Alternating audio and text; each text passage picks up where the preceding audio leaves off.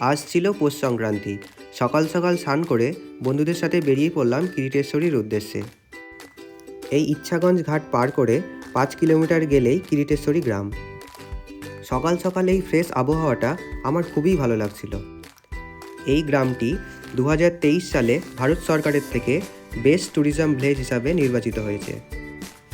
আর এই গ্রামেই অবস্থিত সতীর 51 পীঠের এক পীঠ কিরিটেশ্বরী।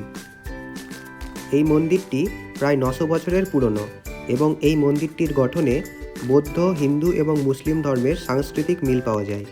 আজকে ছিল মকর সংক্রান্তি, তাই এসে দেখি মানুষের প্রচণ্ড ভিড়। এটা হলো কিরিটেশ্বরী মায়ের মন্দির এবং এর ঠিক পাশেই আছে এই পঞ্চমন্ডির আসনটি। ইতিহাস থেকে জানা যায় 1104 বঙ্গাব্দে এই মন্দির প্রতিষ্ঠা করেন নাটোরের রানী ভবানী। পরবর্তীকালে রাজা যোগেন্দ্রনারায়ণ রায় এই মন্দিরের সংস্কার করেন। বর্তমান সময়েও এই মন্দিরের সংস্কারের কাজ চলছে। ইতিহাস অনুসারে এখানে সতীর কিরিট পড়েছিল, তাই এই জায়গাটির নাম কিরিটেশ্বরী। এখানে মা দক্ষিণা কালী রূপে পূজিত হয়ে আসছেন। দেখো এখানে মায়ের মুখটাকে কত মিষ্টি লাগছে।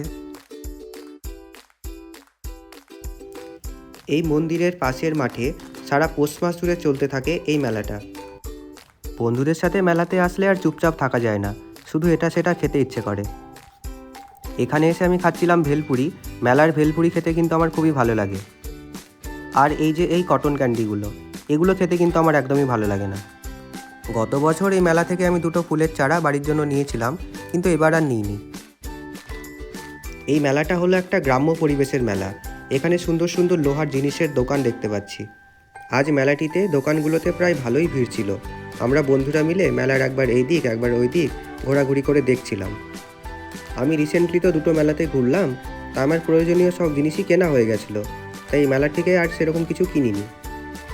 মেলায় ঘুরতে ঘুরতে একদিকে এই নাগরদোলাটা দেখলাম। ছোটোবেলা থেকে আমি মাত্র একবারই নাগরদোলায় চেপেছি, তারপর থেকে কিন্তু আর ভয়ে চাপতে পারিনি। মেলাটার পাশে রাস্তা পার করলেই এই গুপ্ত মন্দির যাওয়ার রাস্তা। এই রাস্তা দিয়ে কিছু দূর গেলেই গুপ্ত মন্দিরে পৌঁছানো যায়। প্রায় 300 বছর আগে এই গ্রামে কিছু পান্ডা এবং কিছু উপজাতির বসবাস ছিল। তারা আফগান আক্রমণের ভয়ে মূল মন্দির থেকে দেবীকে নিয়ে এই গুপ্ত মন্দিরে আসার পরিকল্পনা করে এবং তারপর থেকে এই গুপ্ত মন্দিরেও দেবী নিত্য পূজিত হয়ে আসছেন।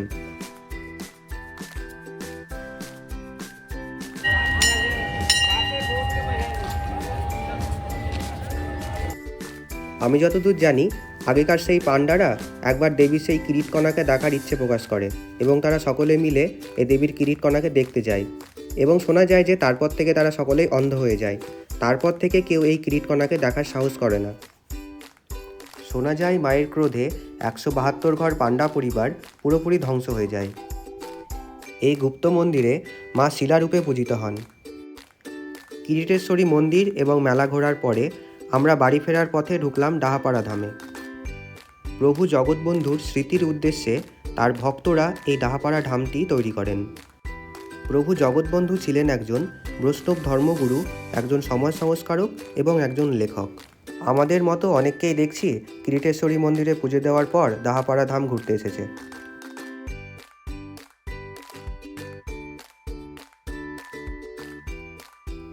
ডাহাপাড়া ধামে ঢুকেই দেখি প্রায় মোটামুটি ভিড়ই আছে। এই জগৎবন্ধু ধামে আমি এর আগে অনেকবার এসেছি, কিন্তু যতবারই আসি আমাকে খুব ভালো লাগে এখানে, কারণ এর পরিবেশটি এত সাজানো গোছানো এবং আশেপাশে এত ফুল গাছ দিয়ে সাজানো, দেখলেই খুব সুন্দর লাগে। এখানকার পরিবেশটি এতটাই শান্ত যে আমার এখানে খুবই ভালো লাগছিল। এটি হলো মূল মন্দিরটি, কিন্তু এখন যেহেতু ঠাকুর শয়নে আছেন, তাই আমাদের আর ঠাকুর দর্শন করা হলো না। এছাড়াও এই মন্দিরটি হলো মুর্শিদাবাদের সবথেকে উচ্চতম মন্দির।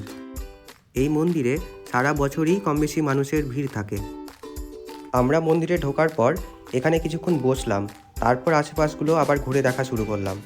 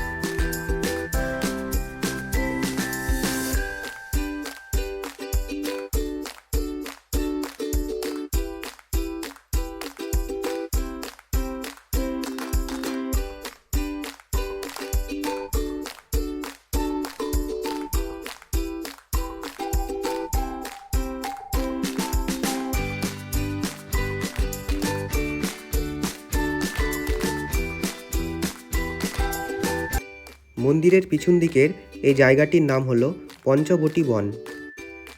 আর এই যে সামনের দিকে ছোট ছোট কুটিরের মতো দেখা যাচ্ছে, এগুলো হলো আশ্রমের সেবায়িতদের সমাধি। এই আশ্রমের কোনো সেবায়িত দেহত্যাগ করলে তাদেরকে এই বনে সমাধিস্থ করা হয়।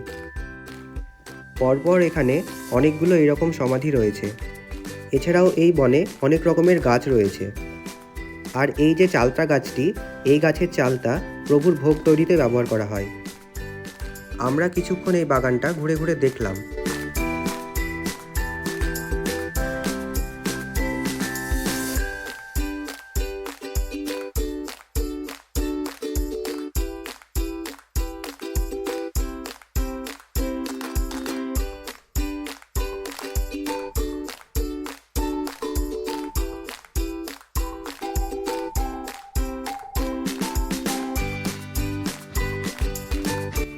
আমরা যেহেতু আজকে খুব সকাল সকাল বেরিয়েছিলাম, এখন প্রায় বিকেল হতে চললো।